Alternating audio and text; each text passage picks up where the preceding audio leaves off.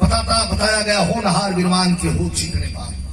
बहुत सुंदर कलाकार, बहुत सुंदर गायकी, और होगा क्यों नहीं, जिन्होंने पूरी अपनी जिंदगी को खपा दिया इस विरहा जगत में और विरहा के लिए।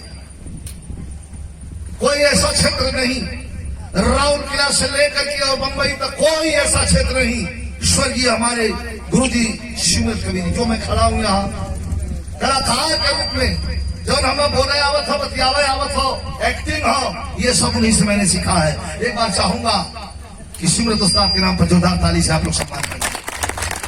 गाजीपुर का सूर्य जब सिमरत नाम से अस्त हुआ तो उन्होंने अपने फूल में एक ऐसे पुष्प को, फूल को छोड़ा है, जो विरहा आप सुनेंगे और आंख बंद कर लेंगे तो आवाज में थोड़ी सी भनक नहीं आएगी, लगेगा कि बोलता है।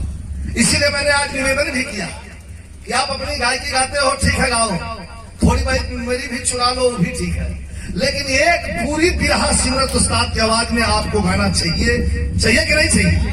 पूरी बिरहा, रात भर में एक बिरहा, किसी भी कार्यक्रम में जाइए तो एक गाना उस्ताद की आवाज में गाना पड़ेगा आज के बाद, ये वादा।